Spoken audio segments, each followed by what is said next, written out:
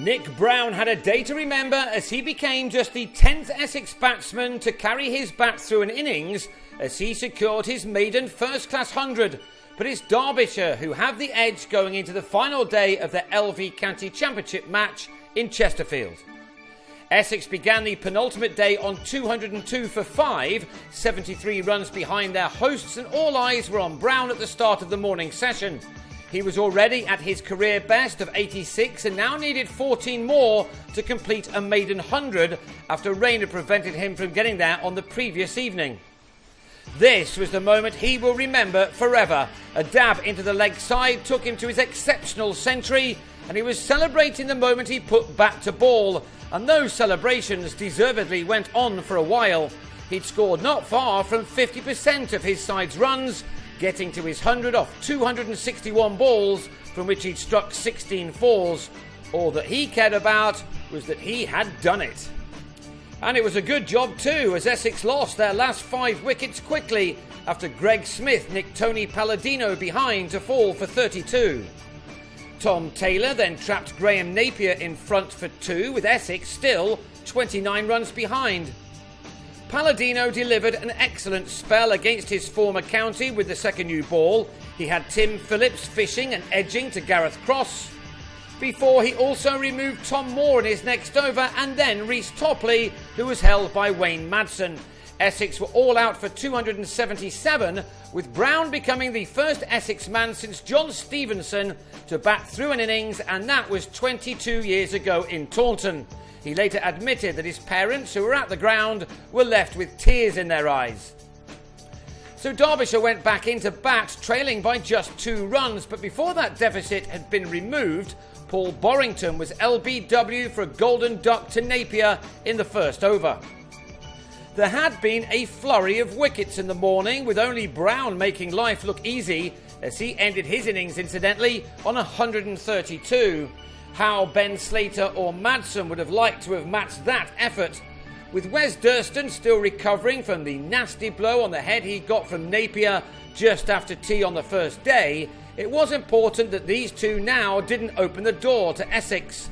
When you are struggling, as Derbyshire have been this season, it's moments like this when things start to go horribly wrong, but both these batsmen kept their heads, settled in, and removed the threat from the visiting attack.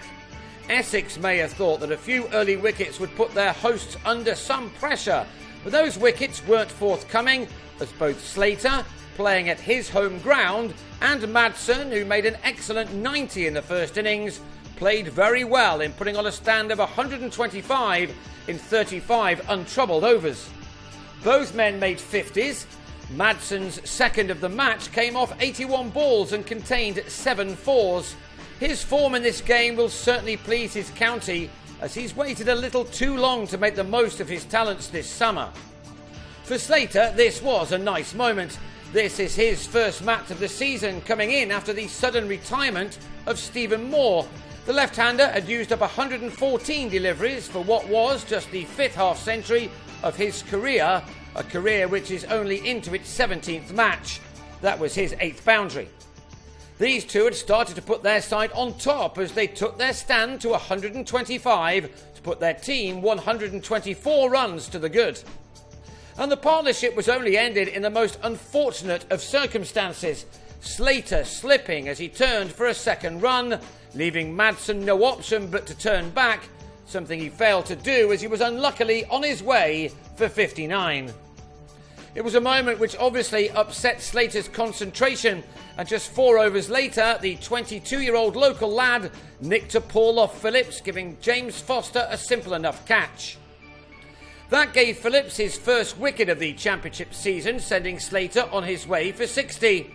It was now left to a much more experienced left-hander in the form of Shivnarine Chanderpaul to make the most of the good work from both Slater and Madsen. And the West Indian legend was not about to let his side down. He especially enjoyed the bowling of Phillips, the man who was preferred in this Essex team to Monty Panesar, who may have heard Raul Dravid at the Test match saying just how much he's respected by the Indians. It was Phillips, though, who earned his second wicket when he trapped Alex Hughes in front on the sweep. Hughes was out for 12 with a total on 177 and the lead at 175. 5 runs later, Cross dragged a wide ball from Topley back onto his stumps. But Chanderpaul saw out the remaining overs and went to the 50 mark for the 191st time in his remarkable and very long career, which next year will be celebrating a quarter of a century. This 50 had occupied 76 balls, from which Chanderpaul had found the boundary on 6 occasions. He is an extraordinary cricketer. He was well supported by David Wainwright before stumps were drawn, these two ensuring that those 2 wickets in quick succession hadn't let the visitors right back in. Wainwright worked the ball to leg well to end the day on 30, with Chanderpaul making 62.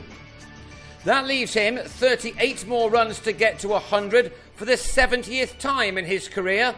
He should just about have enough time to do that, as Derbyshire will start the final day on 237 for 5, which puts them 235 runs ahead.